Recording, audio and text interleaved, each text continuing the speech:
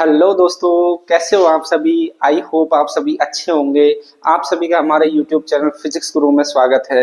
दोस्तों, पिछली वीडियो में प्रकाशिकी, जिसमें हमने ये जान लिया कि प्रकाशिकी को कितने भागों में बांटा है, रे ऑप्टिक्स और वेव ऑप्टिक्स। रे ऑप्टिक्स क्या होता है उसके बारे में हमने सारी चर्चा कर ली। वेव ऑप्टिक्स क्या होता है उसके बारे में हमने थोड़ी बहुत चर्चा करी थी। बाकी इसका एक अलग चैप्टर है, उसको हम अलग से अध्ययन करेंगे। आज हम रे ऑप्टिक्स के बारे में डिटेल से पढ़ेंगे। रे ऑप्टिक्स के बारे में थोड़ा बहुत हमने पिछली वीडियो में जान लिया था। आज रे ऑप्टिक्स का एक गुण है जिसका अध्ययन करेंगे, उसका नाम है प्रकाश का परावर्तन, रिफ्लेक्शन ऑफ लाइट। क्या है? प्रकाश का परावर्तन।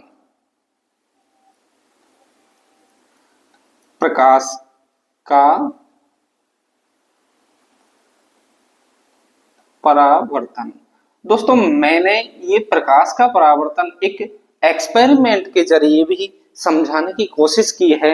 मैंने वो एक शॉर्ट्स वीडियो के थ्रू इस YouTube चैनल पर डाला है। जिस भी किसी दोस्त को देखना है वो हमारे YouTube चैनल पर जाके शॉर्ट्स वीडियो में देख सकता है। दोस्तों, मैं आपको यहाँ समझाता हूँ कि प्रकाश का परावर्तन क्या होता है। प्रकाश का परावर्तन का मतलब होता है जब कोई प्रकाश की किरण एक माध्यम से दूसरे माध्यम में प्रवेश करती है और पुनः उसी माध्यम में लौट आती है, उसे हम प्रकाश का परावर्तन या लाइट ऑफ रिफ्लेक्शन कहते हैं। देखना दोस्तों, क्या होता है, ये हमारे पास कोई परावर्तक पृष्ठ है। ये हमारे पास क्या है? कोई परावर्तक पृष्ठ है जिसपे एक साइड पॉलिश लगी हुई है, या फिर इसे हम चिकनी सतह भी कहते हैं। इसे कौन सी सतह है? ये पॉलिश सतह है। और ये है जो है, ये ऊपर वाली सतह को हम बोलते हैं परावर्तक पृष्ठ। क्या बोलते हैं? परावर्तक पृष्ठ। देखना दोस्तों, ध्यान से सुनना। मैंने अभी बोला था जब कोई प्रकाश की किरण एक माध्यम से आती है, इसको मैं एक अलग माध्यम मान लेता हूं, ये एक अलग माध्यम है। तो जब कोई प्रकाश की किरण एक माध्यम से आती है, ये प्रकाश की किरण आ रही है, और आने वाली प्रकाश की किरण को हम इंसिडेंट रे या फिर आपतित किरण बोलते हैं। इसे क्या बोलते हैं? आपतित किरण। आपतित किरण, या फिर इसे हम इंसिडेंट रे भी बोल सकते हैं। इंग्लिश में हम इंसिडेंट रे बोलते हैं। देखना दोस्तों, जब कोई प्रकाश की किरण आई, आने के बाद परावर्तक पृष्ठ पर टकराई, मतलब हमको लगा ये टकराई, इसका मतलब है परावर्तक पृष्ठ के अंदर प्रवेश हुई है। क्या हुई है? प्रवेश हुई है। तभी हम बोल रहे हैं जब कोई आपतित किरण आती है और दूसरे माध्यम में प्रवेश करती है, मतलब इस माध्यम में हल्की सी प्रवेश की, परंतु इसके पीछे एक पॉलिश सतह, एक चिकनी सतह होती है, जिसके कारण ये क्या होता है? वापस या फिर परावर्तित हो जाती है। और परावर्तित होती है उस किरण को हम बोलते हैं परावर्तित किरण या परिवर्तित किरण या रिफ्लेक्टेड रे। इसको हम बोलते हैं परावर्तित परावर्तित किरण, या फिर इसको हम रिफ्लेक्टेड रे भी बोलते हैं, या फिर हम इसे क्या बोलते हैं? Reflected ray. अब दोस्तों, ये तो हो गई हमारी परिभाषा कि कोई आपतित किरण आई, टकराने के बाद पुनः उसी माध्यम में परावर्तित किरण चली गई, इसी को हमने प्रकाश का परावर्तन बोल दिया। और ये जहां टकराती है, जिस बिंदु पर टकराती है, उसे हम आपतन बिंदु कहते हैं। क्या बोलते हैं इसको? आपतन बिंदु। इसको हम बोलते हैं आपतन बिंदु। अब दोस्तों, आपतन बिंदु के ऊपर एक अभिलंब डालते हैं जो कि परावर्तक पृष्ठ के लगभग 90 डिग्री पर होता है। ये यहां पर होता है एकदम 90 डिग्री पर। परावर्तक पृष्ठ के कैसे होता है? 90 डिग्री पर। दोस्तों, होता क्या है, आपतित किरण से जो बनने वाला कोण होता है, इसको हम बोलते हैं इंसिडेंट एंगल या फिर आपतन कोण। इसको बोलते हैं कोण आई। क्योंकि इसको हमने इंडिकेट किया है इंसिडेंट रे से, इसलिए हम इसको कर रहे हैं आई से। अब दोस्तों, ये जो है इसको हम कर रहे हैं कोण आर से। इसको रिफ्लेक्टेड एंगल बोलते हैं। क्या बोलते हैं? Reflection angle. दोस्तों इसका मतलब है परावर्तन कोण, आपतन कोण और परावर्तन कोण। दोस्तों परावर्तन, प्रकाश का परावर्तन के ऊपर जो ये नियम लागू होते हैं उसको हम परावर्तन के नियम या प्रकाश के परावर्तन के नियम कहते हैं। ऐसे हमारे ऑप्टिक्स में दो नियम है। एक तो है, फर्स्ट नियम है हमारा, कोण आई और कोण आर बराबर होने चाहिए। क्या होने चाहिए? Law of reflection.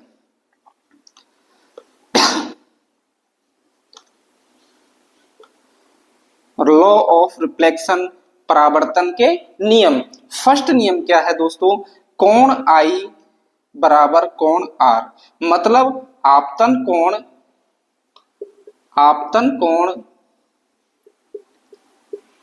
परावर्तन कोण के बराबर होना चाहिए।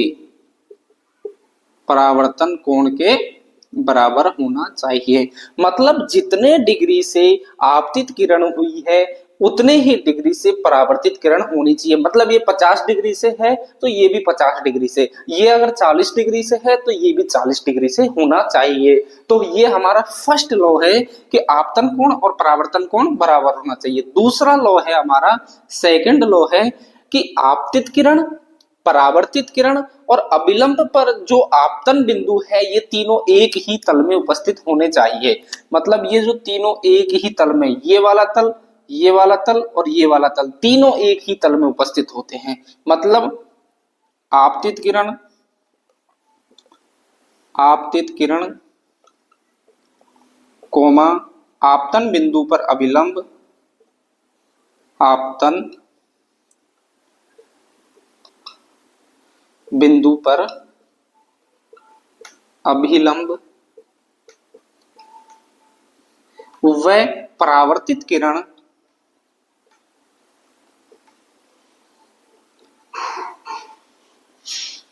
तीनों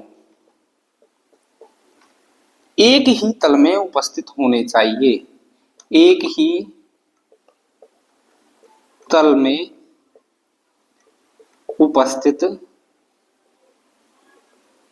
होने चाहिए।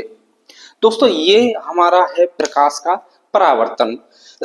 बहुत अच्छे से समझ में आना चाहिए प्रकाश का परावर्तन क्या है। जब कोई आपतित किरण या फिर कोई भी प्रकाश की किरण एक माध्यम से जाकर दूसरे माध्यम में प्रवेश कर पुनः उसी माध्यम में लौट आती है, उसे हम प्रकाश का परावर्तन कहते हैं। और प्रकाश के परावर्तन में जो नियम लागू होते हैं उनको हम प्रकाश के परावर्तन के नियम कहते हैं। ऐसे हमारे पास दो नियम है। फर्स्ट लॉ को हम बोलते हैं कोण आई बराबर कोण आर, का मतलब होता है आपतन कोण परावर्तन कोण के बराबर होना चाहिए। दूसरा है आपतित किरण, परावर्तित किरण और आपतन बिंदु पर जो अभिलंब है वो तीनों एक ही तल में होने चाहिए। अब सर एक ही तल का मतलब क्या होता है? जैसे दोस्तों एक ही तल का मैं मान लेता हूं, जैसे ये मेरे पास एक तल है, ये व्हाइट बोर्ड क्या है? एक तल है। अगर मैं यहां से कोई टॉर्च मार रहा हूं, कोई भी टॉर्च दे रहा हूं, तो इस टॉर्च से जो प्रकाश की किरण निकल रही है वो यहां टकराने के पास इसी तल में जानी चाहिए। अगर मैं इस को मान रहा हूं, ये तल है मेरे पास, अगर मैं ऐसे रख रहा हूं तो यहां कोई प्रकाश की किरण डाल रहा हूं तो इधर से टकराने के बाद इसी पे जानी चाहिए। मतलब जिस तल पर उपस्थित होते हैं उसी तल पर होने चाहिए, दूसरा कोई तल उपस्थित नहीं होना चाहिए। ऐसे नहीं सर प्रकाश डाला, प्रकाश इधर यहाँ कोई परावर्तक पृष्ठ रख दिया तो यहाँ टकराने के बाद यूं चले जाती है, ऐसा नहीं होता है। हमेशा एक ही तल में उपस्थित होना चाहिए। दोस्तों ये हुआ हमारा प्रकाश का परावर्तन। नेक्स्ट टॉपिक है हमारा दर्पण। अब दोस्तों दर्पण के लिए बहुत सारी वो चीजें हैं। होता क्या है, एनसीईआरटी ने दर्पण को हमारे सिलेबस से जो दर्पण प्रतिबिंब है वो हटा दिए है। अब करें क्या? समस्या है, अगर दर्पण प्रतिबिंब नहीं पढ़ेंगे तो दर्पण सूत्र हमारे समझ में नहीं आएगा। इसलिए हमको क्या करना है, पहले दर्पण सूत्र पढ़ने के लिए दर्पण प्रतिबिंब पढ़ना बहुत ही आवश्यक है। एनसीईआरटी की कहानी कुछ अलग ही है। एनसीईआरटी हमारे सर के ऊपर से है, इसलिए हम बहुत ही सिंपल तरीके से, बहुत ही इजी वे में लेकर चलते हैं। ठीक है दोस्तों, दर्पण क्या होता है? हमारा दर्पण होता है कोई भी चिकनी, या फिर हम इसको क्या बोलते हैं, मिरर। दर्पण होता है कोई भी चिकनी सतह या फिर पॉलिश वाली सतह, उससे प्रकाश का परावर्तन होना चाहिए। क्या होना चाहिए? प्रकाश का परावर्तन। तो दर्पण क्या होता है? दर्पण की परिभाषा लिख लेते हैं। ऐसी चिकनी सतह है, ऐसी चिकनी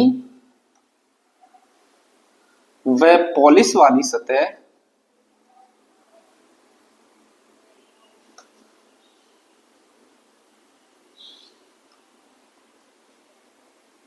जिससे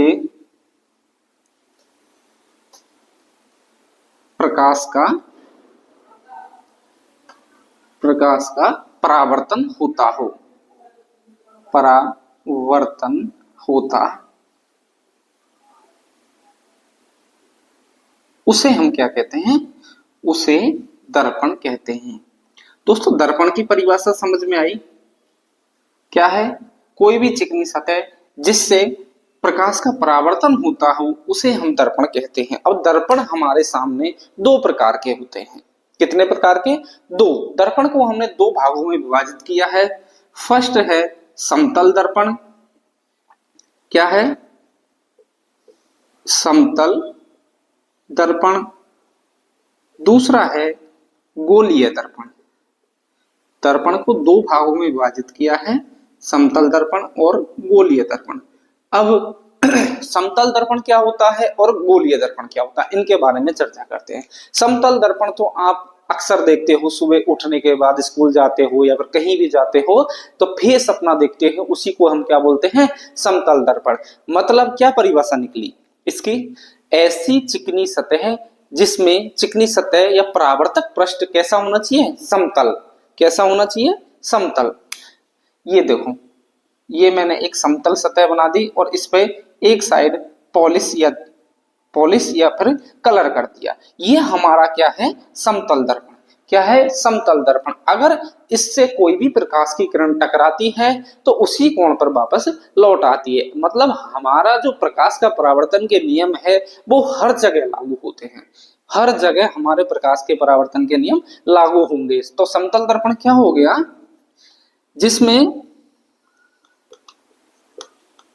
जिसमें परावर्तक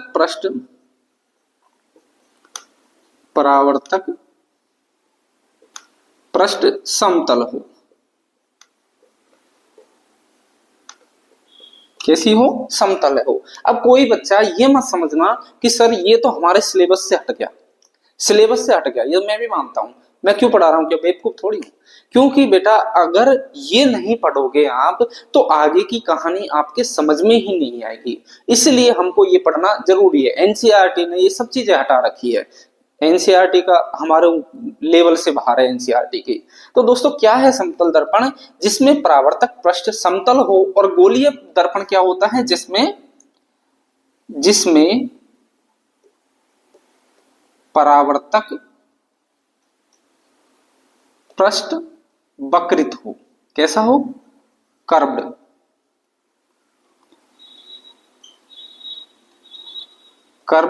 हो।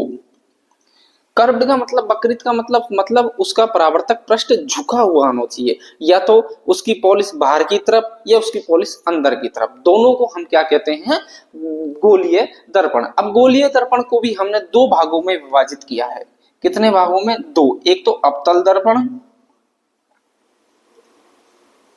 दर्पण, दूसरा है उत्तल दर्पण। इंग्लिश में इसे हम कॉनकेव मिरर या इसे हम कहते हैं कॉन्वेक्स मिरर। दोस्तों साथ साथ में हम इंग्लिश को भी लेके चलेंगे क्योंकि ये कभी कभी क्वेश्चन आ जाता है कॉनकेव मिरर के ऊपर ही। आपको अवतल दर्पण दिया नहीं होता है, इधर कॉन्वेक्स दे देता है, उसमें उत्तल दर्पण नहीं दिए होते। अब क्या होता है अवतल दर्पण में? क्या होता है? जिसमें परावर्तक पृष्ठ क्या होता है? अंदर की तरफ। जिसमें क्या होता है? परावर्तक पृष्ठ अंदर, उसे हम क्या कहते हैं? अवतल दर्पण। और उत्तल दर्पण में क्या होता है? परावर्तक पृष्ठ बाहर की तरफ, मतलब इसमें पॉलिश अंदर की तरफ हुई होती है। ये क्या है? उत्तल दर्पण। परावर्तक पृष्ठ कहाँ है? बाहर की ओर। बाहर की ओर। ये सारी चीजें आपके समझ में आ जानी चाहिए। अभी मैंने कुछ नहीं पढ़ाया, सिर्फ इतना सा पढ़ाया प्रकाश का परावर्तन क्या होता है, उसके दो नियम है। दूसरा है हमारा दर्पण। दर्पण किसे कहते हैं ये समझाया है। दर्पण को हमने दो भागों में बांटा है, एक तो समतल दर्पण और एक गोलीय दर्पण। गोलीय दर्पण को भी फिर हमने दो भागों में बांटा है, अवतल दर्पण और उत्तल दर्पण। अब दोस्तों आगे चलते हैं, गोलीय दर्पण के बारे में समझेंगे। पहले हम समतल दर्पण से जो प्रतिबिंब बनते हैं उसको समझ लेते हैं। अगर किसी को नोट करना हो तो वो बच्चा नोट कर सकता है, या फिर स्क्रीनशॉट लेना हो आपको स्क्रीनशॉट भी ले सकता है।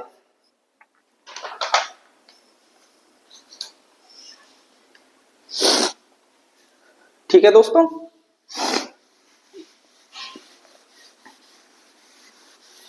अब चर्चा करते हैं हम समतल दर्पण से संबंधित प्रतिबिंब। मतलब समतल दर्पण से प्रतिबिंब कैसा बनता है उसकी चर्चा करते हैं। समतल दर्पण से बनने वाले प्रतिबिंब। समतल दर्पण से बनने वाले प्रतिबिंब।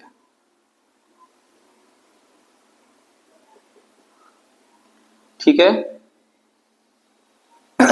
अब चर्चा करते हैं हम समतल दर्पण से बनने वाले प्रतिबिंब के बारे में। दोस्तों मैं एक समतल दर्पण ले लेता हूं, ठीक है। ये हमारे पास क्या है, एक प्लेन मिरर।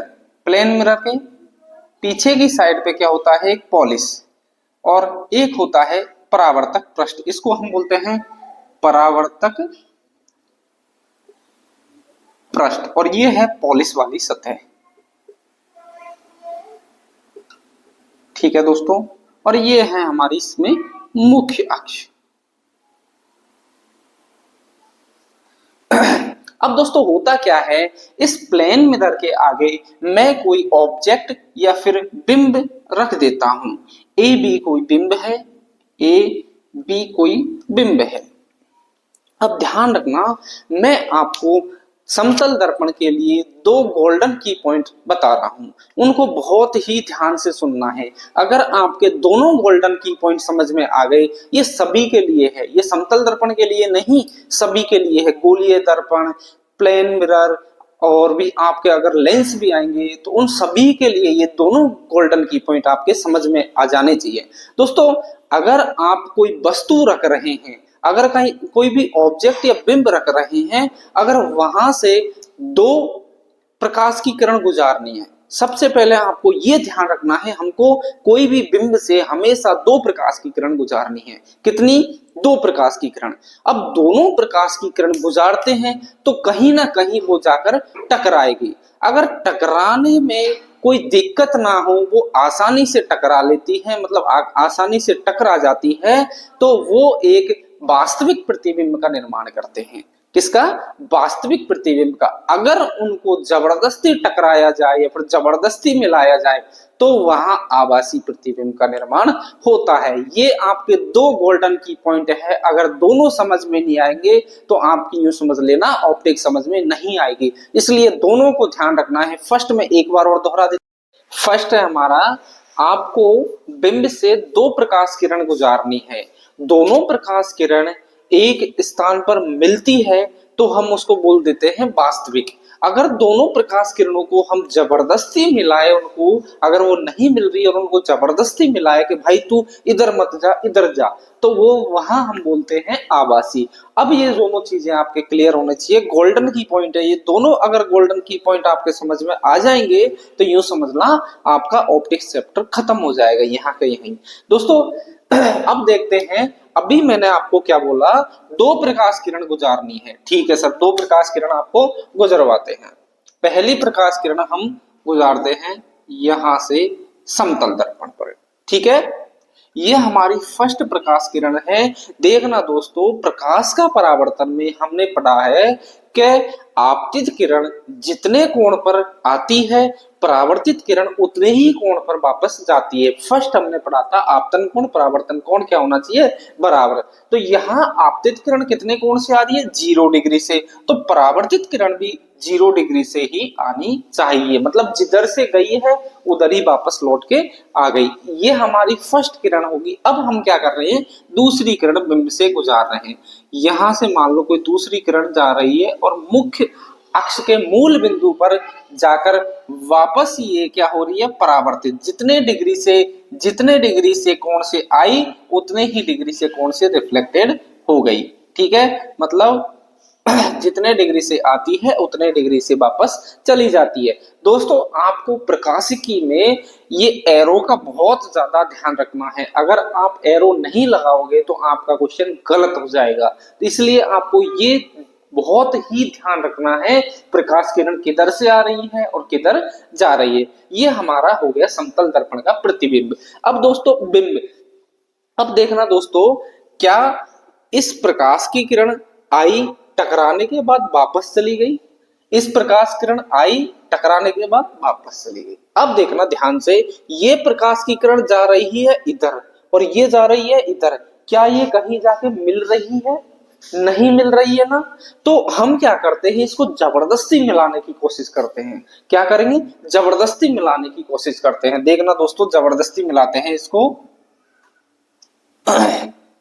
ये इसको हम पीछे बढ़ा देते हैं और ये यहां जाकर मिल जाती है। ठीक है दोस्तों, ये हमारा क्या बन गया, प्रतिबिंब, A डैश B डैश, ये हमारा क्या बन गया, प्रतिबिंब। मतलब सर हमने यहां ये देखा कि बिंब वास्तविक तो है पर प्रतिबिंब वास्तविक नहीं बन रहा। प्रतिबिंब कैसा बन रहा है, आभासी, जबकि बनना तो कहीं दूर चाहिए पर वहां मिल ही नहीं रही, वास्तविक तो बन ही नहीं सकता। इसलिए हम क्या कर रहे हैं, इसको आभासी बना रहे। तो प्रतिबिंब के संबंध में आपको 3 चीजें याद रखनी है। कौन कौन सी मैं आपको बता देता हूं। प्रतिबिंब के संबंध में 3 चीजें याद रखनी है। फर्स्ट तो प्रकृति कैसी है इसकी, कैसी है इसकी प्रकृति, ये सर आभासी है और ये आभासी के साथ में सर सीधा भी है। हाँ बिल्कुल, कैसा है, आभासी व सीधा।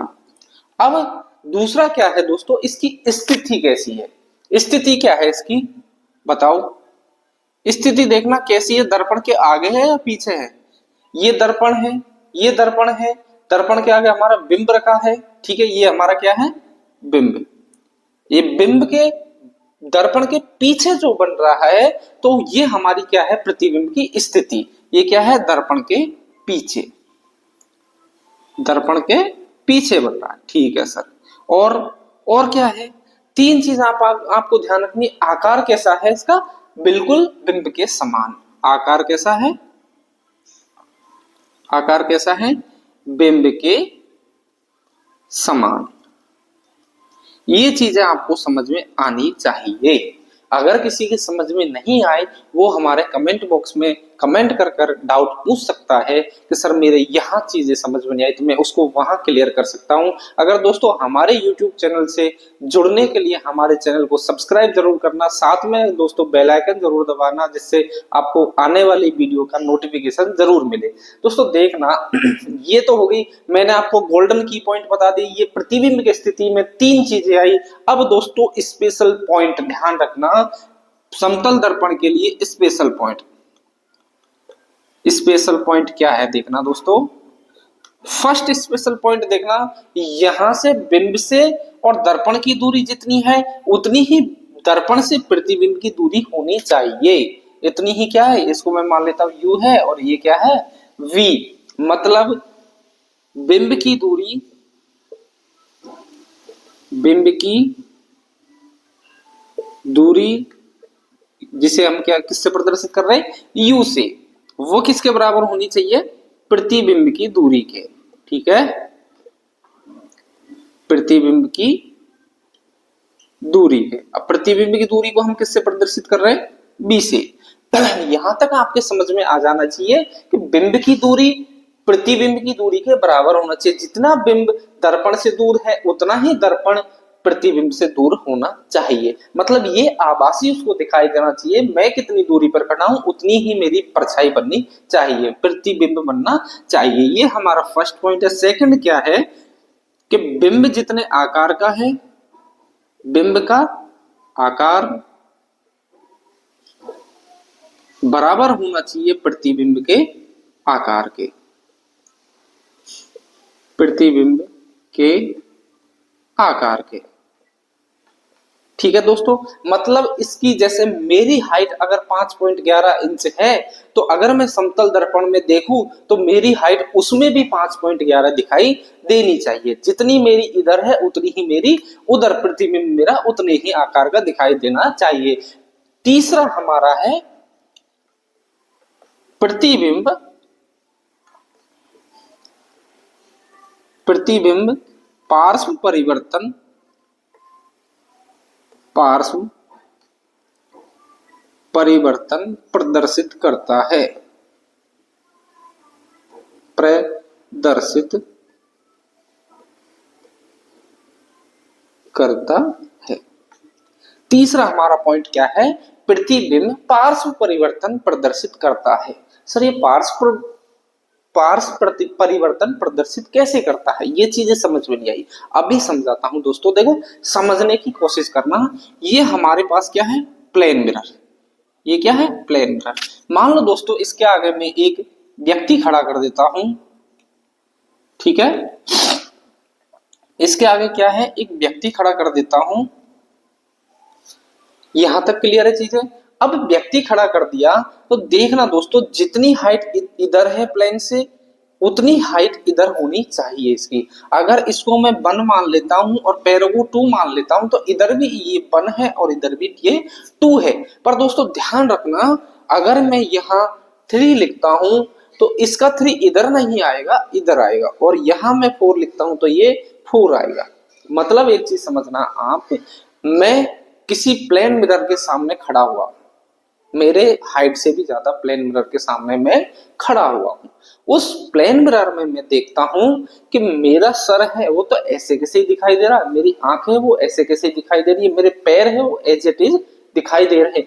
परंतु मेरा जो हाथ है, ये राइट हैंड है, वो उधर लेफ्ट हैंड में दिखाई दे रहा है, और जो मेरा लेफ्ट हैंड है वो उधर कहां दिखाई दे रहा, राइट हैंड में। मतलब दायां उधर बाएं में दिखाई देगा और बायां उधर दाएं में दिखाई देगा। ये चीज ध्यान रखना, और इसी को ही हम बोलते हैं पार्श्व परिवर्तन।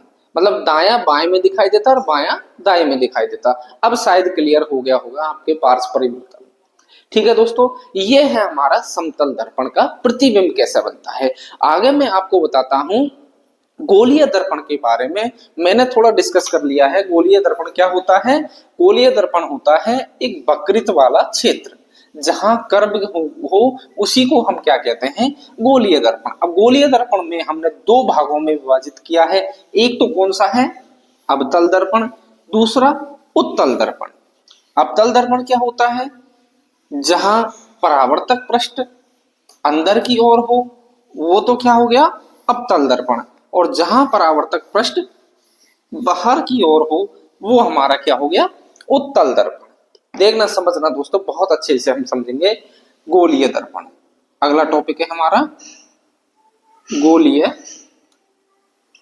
दर्पण। इसमें फर्स्ट लेते हैं हम, मान लो कोई गोला ले लेते हैं, एक गोला इधर ले लेते हैं, ठीक है। अब मैं क्या कर रहा हूं, इस गोले के एक भाग की ओर पॉलिश कर रहा हूं, चिकनी सतह बना रहा हूं इसको, ठीक है। इसमें मैं क्या कर रहा हूं, एक भाग में अंदर की ओर पॉलिश कर रहा हूं। तो कुछ बच्चों के समझ में आ गया होगा कि सर ये तो हमारा क्या बन गया, अवतल दर्पण। क्या बन गया, अवतल दर्पण।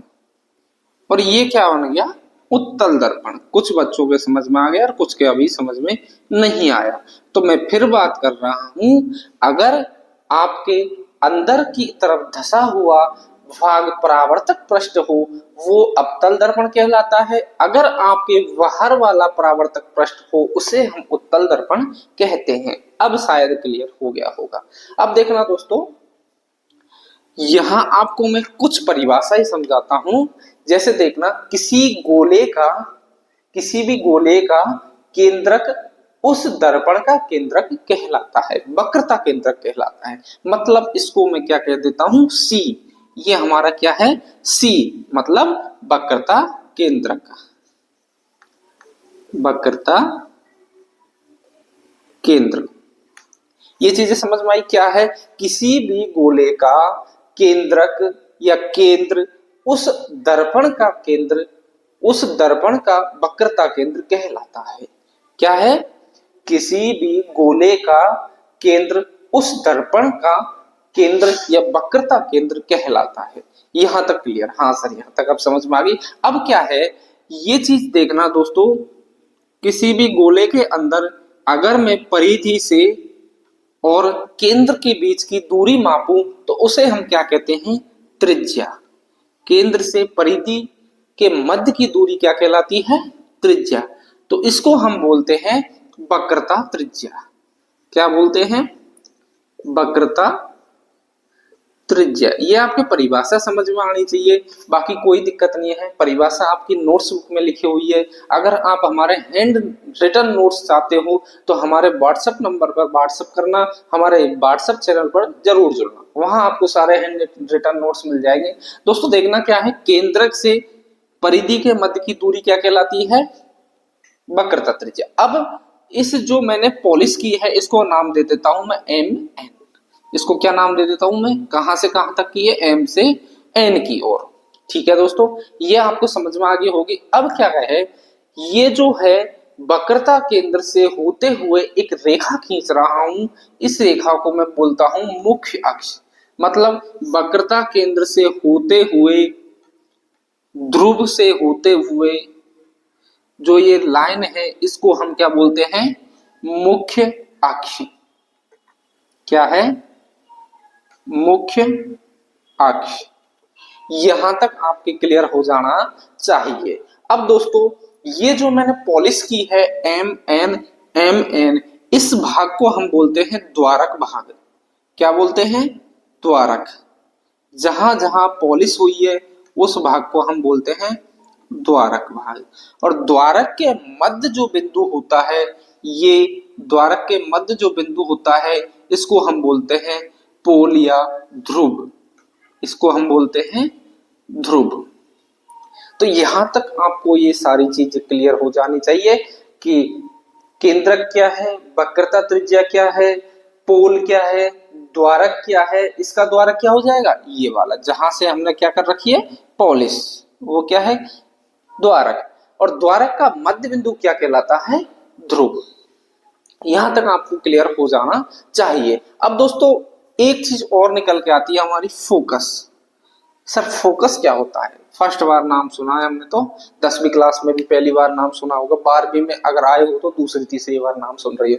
फोकस क्या होता है, तो फोकस देखना बेटा, जब कोई प्रकाश की किरण अगर समांतर आ रही है, ठीक है, जब कोई प्रकाश की किरण अगर समांतर आ रही है, किसके, मुख्य अक्ष के, अगर कोई प्रकाश की किरण समांतर आ रही है, जैसे इधर भी ये प्रकाश की किरण क्या आ रही है, समांतर आ रही है, तो जो प्रकाश की किरण समांतर आ रही है और टकराने के पश्चात, क्या, टकराने के पश्चात ये टकराई और जहां भी मुख्य अक्ष के बिंदु पर मिलती है, जहां भी मुख्य अक्ष के बिंदु पर मिलती है वो इसका क्या होता है, फोकस। जहां भी, जैसे ये तो टकराने के पश्चात कहां चली जाती है, इधर, टकराने के पश्चात इधर। अब यहाँ तो हमको क्या करना पड़ेगा, क्या ये मिल पाएगी कभी, नहीं, तो इसके लिए हम इसको जबरदस्ती मिलाएंगे। तो जबरदस्ती मिलाने के लिए क्या करेंगे, पीछे डॉट डॉट लाइन खींच देंगे और जो जहां मिलती है उसको हम क्या बोलते हैं, फोकस। और फोकस और ध्रुव के मध्य की जो दूरी होती है उसको बोलते हैं हम फोकस दूरी, स्मॉल एफ। फोकस और पोल के मध्य की जो दूरी होती है उसको हम बोलते हैं स्मॉल एफ या फोकस दूरी। यहां तक दोस्तों आपके समझ में आ जाना चाहिए। अब दोस्तों आगे हम दर्पण या गोलीय दर्पण के प्रतिबिंब निर्माण पढ़ेंगे। दोस्तों आज के लिए इतना ही काफी है। आप हमारे चैनल को सब्सक्राइब जरूर करना जिससे आने वाली वीडियो का नोटिफिकेशन आपको जरूर मिले। थैंक यू दोस्तों।